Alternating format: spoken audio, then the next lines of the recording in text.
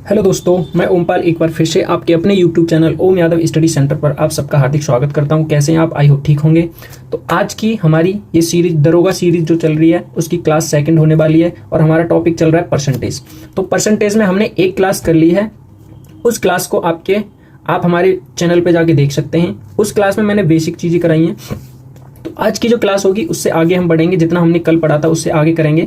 ठीक है, तो बहुत ही इंपॉर्टेंट क्लास होने वाली है ये क्लास आपके सभी एग्जाम्स के लिए, यानी जितने भी हमने वनडे एग्जाम देने होते हैं सब में मैथ आता है और सब में परसेंटेज आता है। उस परसेंटेज का एक भी क्वेश्चन अगर आप इस क्लास को कर लेते हैं तो छूटने वाला नहीं है। विद कॉन्सेप्ट हमने समझाया, ट्रिक से भी हम पढ़ेंगे। ठीक है, तो आपको क्या करना है, वीडियो को अंत तक देखना है, क्लास में अंत तक बने रहना है। एक एक टॉपिक एक एक पॉइंट में अच्छे से क्लियर करूंगा। अगर आपका फिर भी कोई डाउट अगर होता है तो आप कमेंट बॉक्स में कमेंट करके हमें बता सकते हैं। और यदि आप हमारे चैनल पर नए हैं तो चैनल को सब्सक्राइब करें और बेल आइकन प्रेस करें और ज़्यादा से ज़्यादा अपने दोस्तों में वीडियो को शेयर करें, लाइक करें। जैसा भी आपको क्लास लगता है, जैसी भी, तो वो आप फीडबैक अवश्य दें कमेंट बॉक्स में। तो आइए स्टार्ट करते हैं आज की हमारी क्लास, जो कि परसेंटेज की क्लास सेकंड होने वाली है। ये आपके सभी एग्जाम्स के लिए, जैसे हो गया आपका UPSI, UP police, DSSB, SSC, जितने भी आपके वनडे एग्जाम होते हैं सबके लिए इंपॉर्टेंट क्लास है, सब में परसेंटेज आता है। तो आज की हम क्लास स्टार्ट करते हैं। सबसे पहले कल हमने जो पढ़ा था उसका मैं कुछ आपको थोड़ा सा रिवीजन कराता हूं। जैसे देखो, कल हमने पढ़ा था कि परसेंटेज को हम, अगर हमारे पास परसेंटेज दिया है, ठीक है, तो हम फ्रैक्शन में कैसे चेंज कर सकते हैं उसको। तो हमने ये सारी चीजें पढ़ी थी। जैसे 11 सही 1/9% को हम लिखते हैं 1/9, और ये कैसे करते हैं वो सारी चीज मैंने कल बताई थी कैसे करते हैं। जैसे मान लो 11 सही 1/9% लिखा है यहाँ पे, इसको मुझे करना है फ्रैक्शन में चेंज। तो 11 और 9 का गुणा करेंगे, यानी ये जो फ्रैक्शन अभी हमारे सामने यहाँ पे बना हुआ है, कितना है ये, देखो यहाँ पे जो फ्रैक्शन है हमारे पास ये कितना है, 11 सही 1/9। इसको हम बोलते हैं मिश्रित भिन्न। ये मिश्रित भिन्न है। ये क्या है? मिश्रित भिन्न। अगर इस मिश्रित भिन्न को पहले तो हमें सिंपल भिन्न में करना होता है, तो सिंपल भिन्न में करेंगे तो 11 99 और 100 बट्टे कितना हो जाएगा, ये 9। और इस 100/9 को फिर जब हम चेंज करते हैं तो ये परसेंटेज होता है यहाँ पे, और इस परसेंटेज को मैंने बताया था कि हटाते हैं तो गुणा करते हैं 1/100 का, तो ये 900 हो जाता है, इससे ये कट जाता है और कितना आ जाता है हमारा 1/9 निकल के। तो इस तरह से मैंने आपको कल सिखाया था कि कैसे हमें ये करना है फाइंड आउट। अब यही मान के चलो हमें पता है कि 11 सही 1/9% बराबर 1/9 होता है, तो 44 सही 4/9% बराबर क्या होगा। अब इसका हमें पहले मिश्रित भिन्न में बदलना, वो सब नहीं करना। अगर हमें ये चीज पता है, अगर हमें ये पता है कि 11 सही 1/9% बराबर 1/9 है, तो हम यहां से देखो, यहां से और ये यहां तक जो आ रहा है, क्या 4 से गुणा नहीं हो रहा, 11 में गुणा हो रहा है कितने का, 4 से, और ऊपर भी। तो क्यों ना हम इसको 4 से ऊपर गुणा करें और नीचे सेम रख देते हैं, तो 4 बट्टे कितना हो जाएगा 9। यहाँ पे देखो यहां से यहां तक कितना हो रहा है, 6 का गुणा, तो ये कितना हो जाएगा 6/9। आगे देखो, जैसे ये दूसरा है 9 सही 1/11% को हम लिखते हैं 1/11। अब हमारे पास है 18 सही 2/11% को, तो क्या लिख सकते हैं हम, तो 9 दूनी 18 होता है, तो हम इसको ऊपर गुणा करेंगे 2/11। ऐसे ही इसमें 3 का गुणा करेंगे तो ये हो जाएगा 3/11।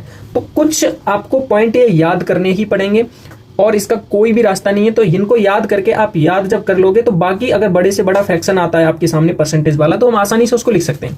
अब इनका क्या महत्व है वो हम क्वेश्चन में समझेंगे कि ये फ्रैक्शन में हम क्यों चेंज कर रहे हैं। इससे बहुत ही आसान क्वेश्चन हो जाता है। ठीक है, अब जैसे देखो यहाँ पे मैंने लिखा है कि 14.28% बराबर को हम लिख सकते हैं 14 सही 2/7%। अब 14 सही 2/7% को हम क्या लिखें, अगर इसको हमें लिखना हो तो क्या लिखेंगे, तो ये हो जाएगा हमारा किसके बराबर, 1/7 के बराबर। अब यहाँ पे देखो 14 दूनी 28, यानी यहाँ पे 2 का गुणा हो रहा है, तो 2 का गुणा यहाँ करेंगे 2/7 हो जाएगा ये।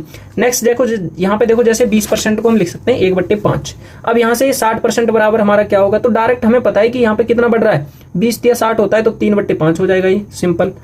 इसको ये 4 गुना होता है तो 4/5 हो जाएगा। अब यहाँ पे आ गया 10%, तो 10 को हमने 20 से कम किया है तो 2 से भाग दिया है, तो यहाँ पे 2 से भाग दे देंगे, और जब 2 से भाग दे देंगे तो कितना हो जाएगा ये 1/10, यानी 10% को 1/10 लिखते हैं, हमने पहले भी सीखा है ये। ठीक है, अब आगे अगर हमें फ्रैक्शन से परसेंटेज में चेंज करना हो, जैसे फ्रैक्शन है हमारे पास 1/10। अब 1/10 को हमने अभी पढ़ा कि 10% हम लिखते हैं। ठीक है, कैसे लिखते हैं, जैसे देखो 1/10 है हमारे पास और मुझे इसको परसेंटेज में चेंज करना है, तो परसेंटेज बनाना हो तो 100 का गुणा करते हैं, तो इससे ये कट जाएगा, यानी कितना आ जाएगा 10%। हमारे पास मान के चलो 20% है, सॉरी 20 है हमारे पास, और 20 को मुझे किस में करना है, परसेंटेज में चेंज, 1/20 को।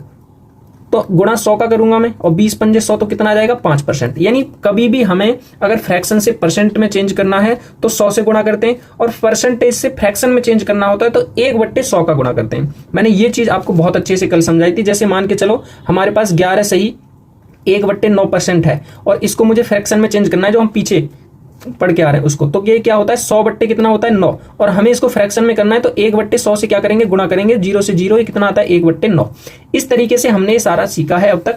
ठीक है, आगे देखो यहाँ पे अगर 2/20 है, 1/10 बराबर 10%, तो 2/20 बराबर, यहाँ देखो यहाँ पे कितने का गुणा हो रहा है 2 का गुणा हो रहा है, तो यहाँ पे भी सिंपल हम 2 का गुणा कर देंगे, कितना हो जाएगा 20% हो जाएगा। कितना आ जाएगा ये 20% आ जाएगा। ठीक है, यहाँ पे कितना है 2/20 है ना, तो 2/20 तो ये 10% ही रहेगा आपका। कितना रहेगा 2/20 10%। क्यों रहेगा देखो मैं आपको बताता हूँ यहाँ पे कि 2/20 है, और इसको जब हम 100 से गुणा करेंगे तो कितना आएगा 20 पंजे 100, 5 दूनी 10। यानी अगर यहाँ पे 1/, कितना होता 1/20 होता तो हमारा कितना आता 20 आ जाता। यहाँ पे कितना आ जाता तो 20%। अब यहाँ 1/25% हमारा 4% मैंने लिखा है। 1/25 का अगर फ्रैक्शन को हम परसेंट में चेंज करते हैं तो कितना आता है 4%। तो 2/25 को अगर हम चेंज करेंगे तो इसमें गुणा हो जाएगा, कितना आ जाएगा 8% हो जाएगा। 3/25 को अब देखो 3 से गुणा हो रहा है तो 3 चौक 12% हो जाएगा। कितना हो जाएगा 12%। अगर 1/16 को मैं 6.25% लिखता हूं तो 3/16 को 3 से इसमें गुणा करेंगे तो 25 या 75 होता है, और 3 6 18, यानी 18 पॉइंट कितना आ जाएगा 75%। तो ये चीज हमने यहाँ पे जो की है ये आपकी बहुत ही इंपॉर्टेंट है। ये बेसिक चीज है, अगर ये आप कंटेस्ट कर लेते हैं, अच्छे से समझ लेते हैं, तो आगे जितने भी आपके क्वेश्चन बनेंगे ना इन्हीं से बनेंगे। फ्रैक्शन परसेंट यही चलेगा आगे। ठीक है, अब हम आगे चलते हैं। कुछ और फ्रैक्शन होते हैं जैसे परसेंटेज मोर देन 100%, यानी कुछ परसेंट होते हैं जो 100 से ऊपर। जैसे मैंने यहाँ पे लिख रखा है, आपको दिख रहा होगा, यहाँ पे लिखा हुआ है हमने 116.66%। क्या लिखा है हमने यहाँ पे 116.66%। अगर मुझे इसको फ्रैक्शन में चेंज करना हो तो देखो हमें सिंपल पता है कि मैं 116 को 100 में तोड़ सकता हूँ, ठीक है, और प्लस 16 को 16.66 में तोड़ सकते हैं, और ये परसेंट हो जाएगा। अब ये इसको मैंने जैसे ही यहाँ पे तोड़ा तो मुझे पता है कि 100% को हम 1 में लिखते हैं, यानी 100% अगर फ्रैक्शन होता है हमारे पास, 1 मिनट, 100% अगर फ्रैक्शन होता है हमारे पास 100%, तो इसका 100% का फ्रैक्शन 1/1 आता है, तो 1/1 को हम 1 ही लिखते हैं। ठीक है, कितना लिखते हैं 1/1 को 1 लिखते हैं। अब यहाँ पे 1 लिख दिया, 16 सही 16.66% को 1/6, तो हमारे पास कितना इसका निकल के आएगा 7/6। अब यहाँ पे लिखा है 287.5%, तो इसको हम 200 लिख सकते हैं। देखो इसको मैं लिख सकता हूँ 300 माइनस 12.5%। अब 300 हमारे पास 3 निकल के आएगा, और माइनस का ये 12.5% किसके बराबर होता है बताओ, 1/8 के बराबर होता है क्या। तो 1/8 जब यहाँ पे हम लिखेंगे तो कितना आ जाएगा, 8 या 24 में से 1 जाएगा, यानी 23/8। अब यहाँ पे हमारा लिखा है 411.66, तो इसको मैं लिखूंगा 400 और प्लस में 11.11%। यहाँ से 400 का 4 निकल के आएगा, और प्लस में 11 सही 11.11 किसका होता है, तो ये होता है 1/9 का। तो 1/9 चौक 36, और ये कितना हो जाएगा 37/9। तो आशा करता हूं ये भी चीज आपको समझ में आई होगी। अगर देखो 211 है तो 211 को हम क्या लिखेंगे, ये तो 211 ही रहेगा, यहाँ पे थोड़ा कुछ बचा हुआ है, छूट गया है, इसको छोड़ो। इसके देखो 333.33, तो इसको मैं 300 लिख सकता हूं, और प्लस में 33.33।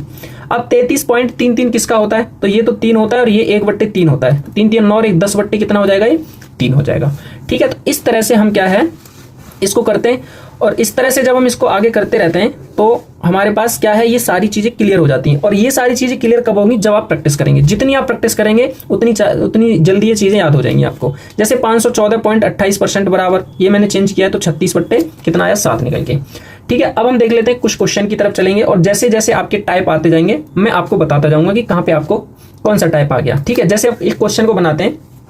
जैसे हमारे पास एक क्वेश्चन है, एक टोकरी में आम और नाशपाती का अनुपात 5:8 है, तो टोकरी में नाशपाती का प्रतिशत दशमलव के 2 स्थानों तक सही ज्ञात कीजिए। अब देखो मैंने एक चीज आपको बताई, जैसे कभी भी हमारे पास जैसे लिखा होता है A और B, ठीक है, A और B, तो इसका अगर यहाँ पे मान लो अनुपात कुछ भी दे रखा हो, जैसे मैं मान लेता हूं इन दोनों के पास 20 संतरे हैं, या आप मान के चलो 200 संतरे हैं, कितने 200, और इनको हमें डिवाइड करना है। जैसे मान लो A के पास 40% है, कितने के, A के पास कितने हैं 40%। अब A के पास अगर 40% है यहाँ पे, तो B के पास कितने परसेंट होंगे। तो सबसे पहले हम क्या करते हैं कि इस 40% को अगर मैं फ्रैक्शन में चेंज करूं तो मुझे पता है कि 20 दूनी 40 और 20 पंजे 100, यानी 2/5 होता है। तो हमेशा ये जो नीचे वाली वैल्यू होती है इसको हम इनिशियल प्राइस बोलते हैं, या हम ओरिजिनल वैल्यू बोलते हैं इसको। ओरिजिनल वैल्यू, ठीक है। और ऊपर जो होता है यानी जितना रिजल्ट आता है इसमें से कितना निकला वो आता है। अगर प्लस है तो प्लस में आता है और माइनस है तो माइनस में। जैसे मान लो 2/50 है 40%, यानी 40, मैंने कल आपको बताया था पिछली क्लास में कि कोई भी वस्तु अपने आप में 100% होती है और 100% में से अगर 40% है तो कुछ पार्ट है, तो वही 40% जो है 2 के बराबर है। ये किसके बराबर है? 2 के। तो 2/5 जो है इस ओरिजिनल में से 2, यानी 40% 2 भाग किसके पास है? ए के पास है। अगर मैं यहाँ पे अनुपात में करूं कि 2 भाग तो ए के पास है और बाकी जो इसमें से कितना बचा? 3 भाग जो है किसके पास है? बी के पास है। तो हमें पता है कि अगर मैं यहां से निकालना चाहूं इन 5 यूनिट की वैल्यू कितनी है हमारे पास? 200। तो मैं यहां से निकाल सकता हूं कि 5 चौके 20, यानी 1 यूनिट की वैल्यू कितनी आ गई हमारे पास? 40, यानी 40 दूनी 80। तो 80 कोई वस्तु जो है वो इसके पास है और बी के पास कितनी हो जाएगी? 4 × 12 120, और टोटल को जब हम मिलाते हैं तो कितना आ जाता है हमारा? 200। तो इस तरीके से करते हैं। कभी भी आपके पास अगर ऐसा फ्रैक्शन आता है जैसे हमने लिखा, मान के चलो मैं यहां पे लिख देता हूं कि कोई वस्तु है, जैसे इसका 25% है ये, ठीक है। इस 25% को मैं फ्रैक्शन में तोड़ूं तो कितना आता है? 1 कितना आता है? 25 चौका 100, यानी 4। तो ये जो होता है हमारा, ये फाइनल वैल्यू बोलते हैं हम इसको। क्या बोलते हैं? फाइनल। फाइनल किसका बोलते हैं? और इसको बोलते हैं इनिशियल, या हम इनिशियल ना बोल के इसको बोल सकते हैं ओरिजिनल वैल्यू। ओरिजिनल वैल्यू, ठीक है। अब देखो, जैसे मान के चलो किसी के पास 500 रुपए हैं, ठीक है, और इस 500 रुपए में उसने 25% की वृद्धि कर दी। तो वृद्धि की 25% की, तो वो आ जाएगा यहाँ पे 25% वृद्धि की, तो 1 की वृद्धि, यानी इसको अगर फ्रैक्शन में चेंज किया तो हमारा मतलब ये है कि टोटल उसके पास जो ओरिजिनल वैल्यू है ये 500 जो है इस 4 के बराबर है, इस यूनिट के बराबर है 4। तो 4 से जब इसको करेंगे तो 4 दूनी 8, यानी 125 से इसमें गुणा करने के बाद जब आएगा तो कितना आएगा? 500। ऐसे ही हमारे पास एक जो है, एक यानी 25% का अगर प्रॉफिट हो रहा है उसे, तो 1 का प्रॉफिट हो रहा है, तो यानी अगर हम इसमें करें कि 25% बढ़ोतरी की उसने, तो कितने हो जाएगा टोटल? 625, ठीक है। आशा करता हूं ये समझ में आएगा। अब एक नेक्स्ट चीज और समझते हैं। अब देखो, नेक्स्ट अगर हम समझना चाहें यहाँ पे, आप एक चीज समझो, जैसे 2 व्यक्ति हैं ए और बी, ठीक है। अब यहाँ पे एक बोला गया है कि जो बी के पास वैल्यू है वो ए से 20% कितना है? अधिक है। कितना है? 20% अधिक है। यानी 20% का मतलब क्या है? 1/5, यानी बी के पास अगर 5 है, बी के पास ये किसकी वैल्यू हो गई? बी की। तो ए के पास क्या है? 1 अधिक है, यानी ए के पास कितनी हो जाएगी? 1 अधिक है तो +5 करेंगे, यानी 5 तो पहले से बी के पास है, 1 अधिक तो 6 हो जाएगी, यानी कितनी हो जाएगी? ये 6 हो जाएगी। अब हमसे अगर यहीं पे पूछ ले कि बताओ बी ए से बी का कितना प्रतिशत कम है, तो कम का कैसे करेंगे हम? अगर हम कम की बात करें तो देखो यहाँ पे 1 कम है और 6 को नीचे रखेंगे और इनटू में क्या करेंगे? 100। तो इसको जब हम करते हैं तो 6 और 16 कितना आता है? 16.66%, ठीक है, ये आ जाता है हमारा। यानी कहने का मतलब ये है कि ए व्यक्ति है और बी व्यक्ति है, बी के पास जो धन है या बी के पास कुछ भी सामान है उससे अधिक है, ए के पास 20% अधिक है, ठीक है, बी के पास। तो बी के पास कितना है? 5, और 1 अधिक है, तो 1 अधिक है, यानी ए के पास कितना है? 6 है। तो कितना प्रतिशत अधिक है बी से ए के पास? तो हम कितना हो जाएगा? ये 16.16%, ठीक है। ये हमारे ऐसे ही क्वेश्चन बनेंगे, तो ऐसे आपको सीखना है ये, ठीक है। अब हम चलते हैं अगले पेज पे, जो कि क्वेश्चन है। जैसे हमारे पास एक क्वेश्चन है, एक टोकरी में आम और नाशपाती का अनुपात कितना दे रखा है? आम है और नाशपाती है। नाशपाती को क्या बोलते हैं हम? और पीएस, नाशपाती का अनुपात कितना है? 5:8 है, ठीक है। तो टोकरी में नाशपाती का प्रतिशत 2 दशमलव तक ज्ञात कीजिए। यानी आम प्लस नाशपाती, अगर दोनों को हम जोड़ दें इनको, तो 8 और 5 कितना होगा? 13 होगा। हमसे बोला गया है कि टोकरी में नाशपाती का प्रतिशत, तो नाशपाती कितनी है? 8, तो 8 ऊपर रखेंगे, और टोटल में से कभी भी हमें प्रतिशत निकालना होता है तो टोटल में से ही तो निकालते हैं। तो टोटल यहाँ पे रखेंगे 13 और इनटू में 100 करेंगे, तो ये कितना आ जाएगा? 800/13, और 13 से जब गुणा करेंगे तो 13 पंजे 13 छिंग 78 आ जाएगा। कितना बचेगा? कितना आ जाएगा? 13 छिंग 78, 13 कम 13, और देखो अब यहाँ पे हमें ऑप्शन, ये सी ऑप्शन है, ठीक है, ये कितना है? C option. तो एक ही ऑप्शन दिख रहा है जिसमें 61.54 है, तो यही हमारा ऑप्शन क्या हो जाएगा? करेक्ट हो जाएगा। और 2 दशमलव तक बोला है तो इतना ही हम निकालेंगे। समझ में आपको? यानी टोटल वैल्यू हमेशा मैंने आपको बताया कि नीचे होती है, ठीक है, तो नीचे हम रखते हैं और ऊपर जिसका पूछता है उसका रखेंगे हम। नेक्स्ट क्वेश्चन की तरफ अगर चले हम, तो जैसे देखो ये क्वेश्चन है कि 91, ये आपको दिख नहीं रहा होगा, 91.6% ऑफ 640 प्लस 136% ऑफ कितना है 916 किसके बराबर है। तो देखो ये बहुत आसान क्वेश्चन है। ऐसे क्वेश्चन आपको अगर देखने को मिलता है तो देखो यहाँ पे क्या है, इस ऑफ का मतलब क्या होता है, गुणा होता है। तो ये हम अगर यहाँ पे लिखें कि 91.6 इंटू में 640, तो यहाँ से 0 हटेगा, यानी ये हट जाएगा, ये पॉइंट हटेगा तो 0 हट जाएगा। तो मैं इसको सीधा सीधा अगर यहाँ पे लिखूं तो मैं लिख सकता हूँ कि 900, क्या लिखूंगा इसको, 916 इंटू में 640 664, और प्लस में यहाँ पे कितना हो जाएगा 136, और 136% है, इसको परसेंट बना लो, बात एक ही है, किसी को भी बना सकते हो आप। और इनटू में कितना हो जाएगा 916। यहाँ पे देखो अगर 916 हम यहाँ से कॉमन ले लें तो ये कितना हो जाएगा, ये 200% हो जाएगा, इनको जोड़ेंगे तो, यानी 916 इंटू में 200 और अपॉन में 100, 0 से 0 इसको करेंगे तो 2 6 12, 3 और 2 9 18, 1800 कितना आ जाएगा 32। हमारा इस क्वेश्चन का correct answer option number A हो जाएगा। ठीक है, अगले क्वेश्चन की तरफ अगर हम चलें तो नेक्स्ट क्वेश्चन हमारा है, जब किसी संख्या में 27.27% की वृद्धि की जाती है तो वह संख्या 4984 हो जाती है। वह संख्या क्या है। अब मैंने अभी आपको बताया कि कभी भी जैसे हमारे पास वृद्धि कितनी हो रही है, देखो यहाँ पे 27.27% इसकी वृद्धि हो रही है। अब 27.27 हमने अभी पीछे पढ़ा था किसके बराबर होता है, 27.27 को मैं लिख सकता हूं कितना, 3/11, यानी ये देखो हमारे पास +3 बढ़ रहा है, वृद्धि हो रही है कितने की, 3 की। तो 3 की वृद्धि होने के बाद, यानी पहले जो था इसका प्राइस 11 था, लेकिन 3 की वृद्धि होने के बाद क्या हुआ, उस संख्या वो कितनी हो गई, 14 हो गई। अब इस 14 की वैल्यू क्वेश्चन में दे रखी है कितनी, 4984, तो वह इतनी हो जाती है। तो 14 से जब हम इसको भाग करेंगे तो देखो 14 से कितनी बार कटेगा, ये 14 से ये कट जाएगा, 14 × 42 और कितना बचेगा 7, 14 × 5 70 और 14 × 6 84, यानी 356। तो क्यों ना हमसे पूछा है कि वह संख्या, तो वह संख्या तो यही है, यानी ओरिजिनल नंबर तो यही है ना, ओरिजिनल नंबर।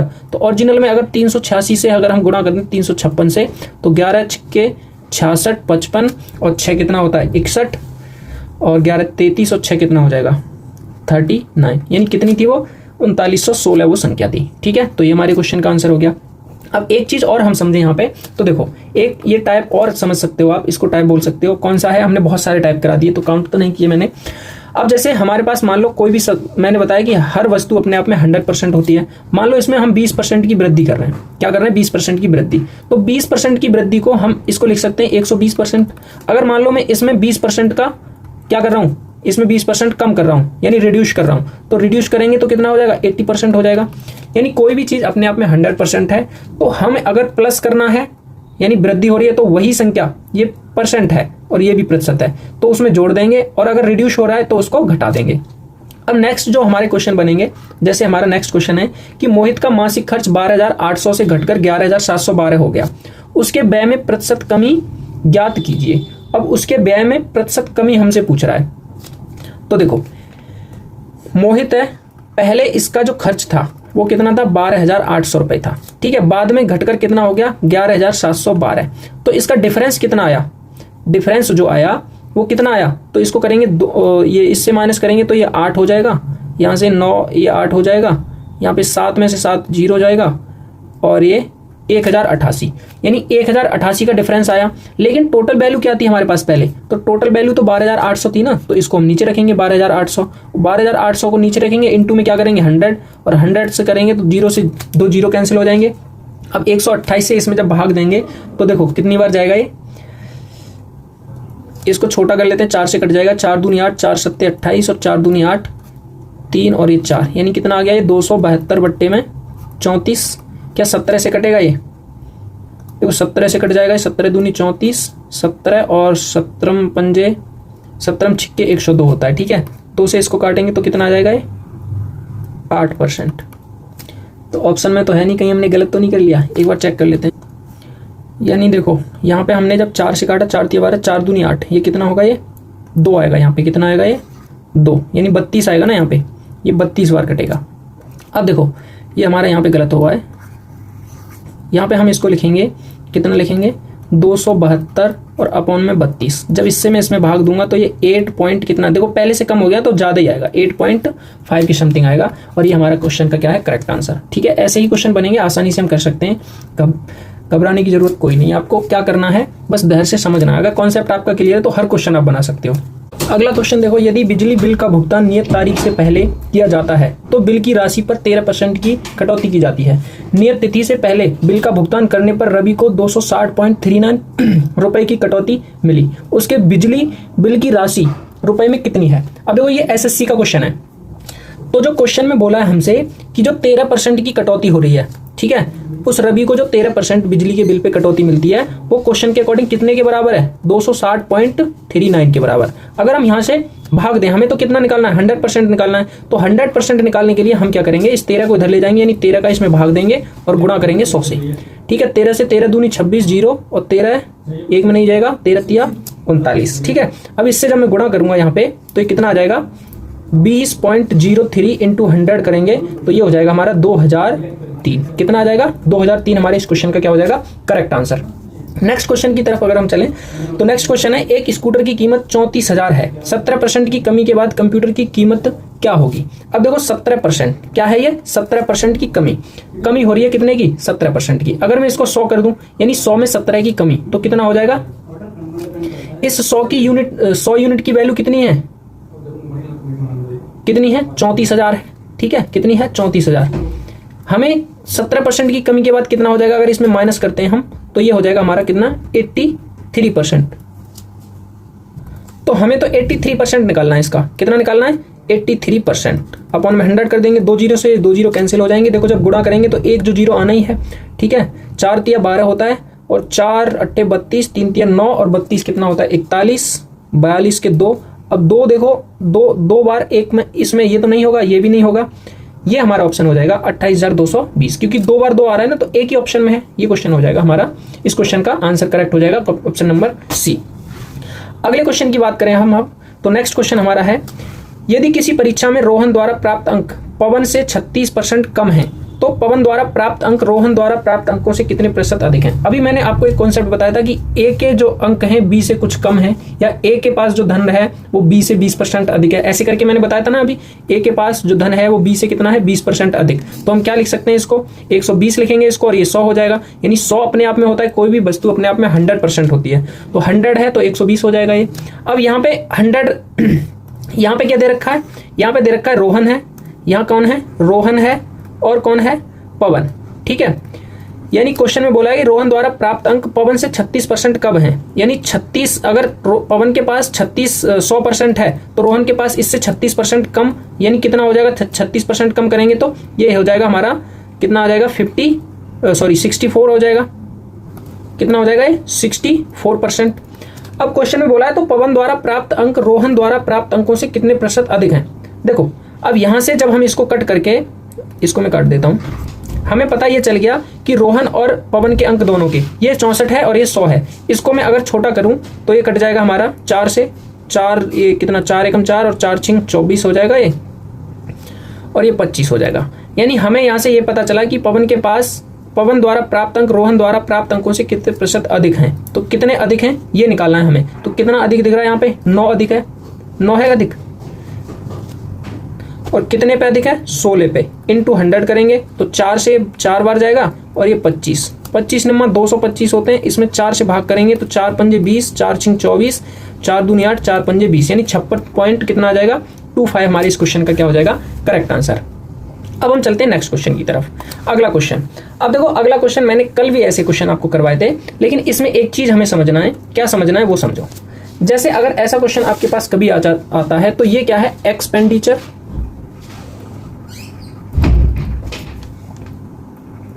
एक्सपेंडिचर बराबर क्या होता है? ये एक्सपेंडिचर बेस्ड क्वेश्चन होते हैं। एक्सपेंडिचर बराबर होता है हमारा प्राइज और इनटू में कंजप्शन।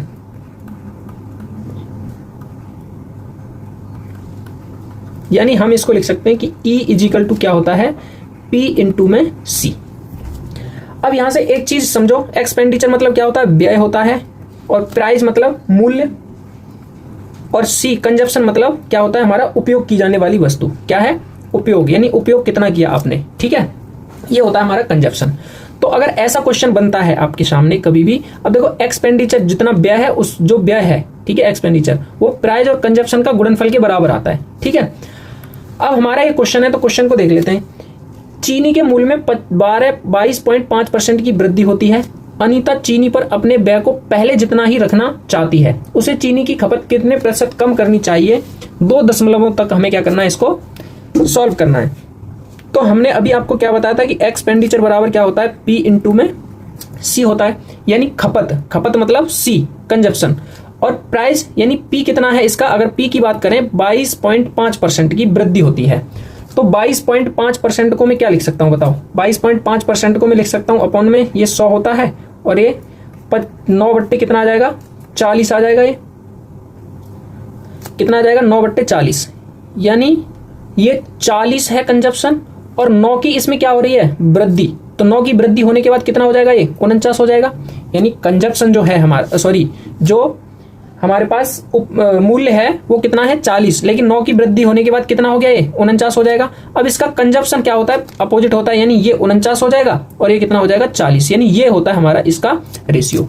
जब ये रेशियो होता है तो हमसे क्वेश्चन में पूछा है कि उसे चीनी की खपत कितने प्रतिशत कम करनी चाहिए, यानी कितने कम करनी चाहिए, 9 कम करनी चाहिए, और किस पे, 40 पे, और इनटू में क्या हो जाएगा 100। तो इसका आंसर कितना आएगा, 90 बट्टे में 4, और इसको 49, ये 900 बट्टे में 49, ये कटेगा नहीं, 949 है ना ये, और जब 49 को इससे काटेंगे तो हमारा जो 5 अट्ठे 40, यानी 18 तो आएगा, 18.37, कितना आएगा, 18.37, यानी ऑप्शन नंबर आपका दूसरा हो जाएगा करेक्ट इस क्वेश्चन का आंसर। ठीक है, अगले क्वेश्चन की तरफ चलते हैं।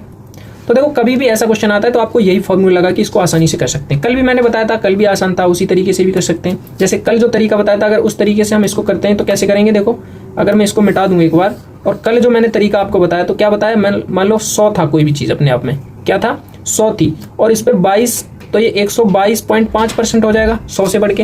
अब हमें बोल रहा है कि ये कितने परसेंट कम करे, तो कितना करेगा, 22.5, और किस पे करेगा, 122.5 पे इंटू में 100। जब ऐसे करोगे तो भी इसका आंसर कितना आएगा, 18.37 ही निकल के आएगा। नेक्स्ट क्वेश्चन की तरफ जब चले तो एक नेक्स्ट क्वेश्चन है, एलपीजी सिलेंडर की कीमत 656 रुपए से बढ़कर 820 रुपए हो गई। खपत का कितना प्रतिशत कम किया जाना चाहिए ताकि एलपीजी सिलेंडर पर खर्च की जाने वाली राशि समान रहे, और प्रतिशत में हमें बताना है इसको। ठीक है, कितने प्रतिशत कम, यानी 656 था और 656 से बढ़ के कितना हो गया, 820। अगर मैं इसका रेशियो निकालूं तो मुझे इसको छोटा करना पड़ेगा, छोटा कर लेते हैं, 41 से कट जाएगा। देखो 41 एक और 41 छिक्के कितना होता है, 200 कितना हो जाएगा, 24, 246 होता है, तो 246 ही बचेगा यहाँ पे। और ये कितनी बार कटेगा, 41 दूनी 82, यानी 20 बार। फिर कट जाएगा 4 चौक 16 और 4 पंजे 20, यानी ये 4 अनुपात कितना आ गया, 5। हमें क्या करना है, इसको हमें सेम रखना है। तो सेम रखना है तो हमसे जो बोला है बढ़ोतरी कितने की हुई है, 1 की। अब 1 की बढ़ोतरी हुई है, हमें तो सेम रखना है, तो 5 करना है इसको। तो कमी कितने की करनी पड़ेगी, 20% की। कितने की, 20% की क्या करनी पड़ेगी, हमें इसमें कमी करनी पड़ेगी इसकी खपत में।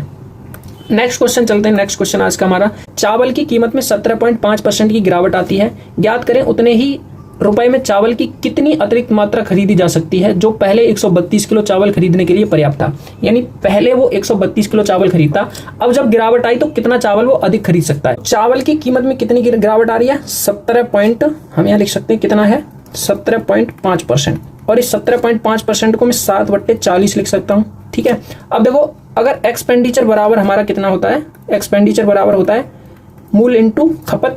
अब खपत हमारी, ये एक्सपेंडिचर सेम रखना है हमें, तो क्या करेंगे, जो मूल्य होगा उसका, यानी पहले 40 था और 40 से घट के कितना हो गया, 33 हो गया, 7 की ये कमी आई। तो अब इसकी खपत में इसको जब गुणा के बराबर है तो बराबर रखना होगा, तो हमें क्या करना होगा, इसका रेशियो कितना हो जाएगा, 33 इंटू 40 हो जाएगा। ठीक है, अब देखो ये हम बराबर, ये क्यों होता है उल्टा, क्योंकि जब एक्सपेंडिचर बराबर P इंटू सी है, ठीक है समझना यहाँ पे, तो हमें अगर ये सेम रखना है तो C इंटू पी करेंगे, हम C इंटू पी करेंगे तभी तो बराबर रहेगा। यानी अगर 40:33 है तो 33:40, इसको ये उल्टा हो जाता है इसका। अब हमें पता है कि पहले जो मूल्य था वो 132, पहले कितने किलो चावल खरीदा था, 132, और 132 की यूनिट की वैल्यू कितनी है, 33 यूनिट की वैल्यू कितनी है, 132। तो मैं यहां से इसको काट सकता हूं 4 बार, ये कितना आ जाएगा, ये 4 गुना है। तो 4 गुना अगर हम इसको करें, हमें क्या कितना ज्यादा बोल रहा है ना, तो 7 इंटू 4 करें तो कितना ज्यादा खरीद सकता है वो, 28 kg। कितना खरीद सकता है, 28 kg हमारा क्वेश्चन का आंसर हो जाएगा। लेकिन अगर यहाँ पे आपको ओरिजिनल पूछ ले, ओरिजिनल, तो ओरिजिनल कितना हो जाएगा, देखो ओरिजिनल है 40, तो 40 यानी 160 हो जाएगा। कितना हो जाएगा, 160। ठीक है, अब चलते हैं अगले क्वेश्चन की तरफ। नेक्स्ट क्वेश्चन हमारा, आज मैंने सोचा था कि मैं अपने घर से स्टेशन जल्दी पहुंच जाऊंगा। यदि मेरी यात्रा की अवधि 20% कम हो जाती तो गति में कितने प्रतिशत की वृद्धि की जानी चाहिए। यानी उसको सेम इस पे भी यही लगेगा P इंटू सी। तो देखो ये सेम रखना है हमें। अगर P जो है उसका 20% की क्या हो रहा है, कमी हो रही है, तो 20 पंजे 100, यानी 1/, हम 5 लिख सकते हैं।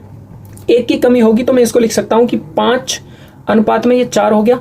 लेकिन अगर यहीं पे अगर C हमें निकालना हो तो 4:5 करेंगे, और यहाँ पे कितने की कमी हो रही है, 1 की।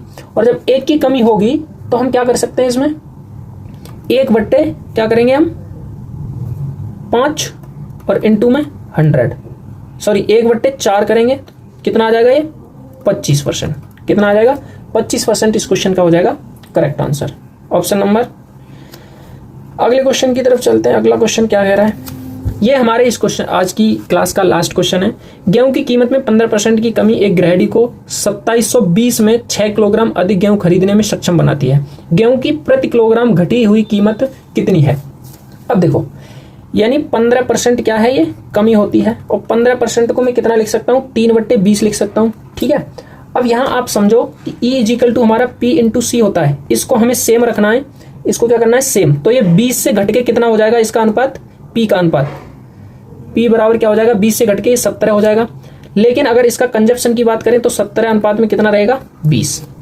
अब जो हमसे क्वेश्चन में बोला है कि 2720 में 6 किलोग्राम अधिक खरीदता है, तो पहले से कितने किलोग्राम अधिक खरीद रहा है, ये 3, और इस 3 यूनिट की वैल्यू कितनी है, 6, तो 2 गुना है ये। अगर मैं यहाँ पे 2 गुना है तो 2 से 6 हो रहा है, तो यहाँ पे इसमें अगर बात करें हम किसकी, तो गेहूं की प्रति किलोग्राम बढ़ी हुई कीमत पूछ रहा है ये। तो यहाँ पे अगर मैं 2 से गुणा कर दूं तो कितना हो जाएगा, 40। और जो कीमत है अब की पहले की कितनी थी, 2720, तो अब की कीमत पूछ रहा है हमसे, तो 2720 में मुझे क्या करना है, 40 से भाग करना है।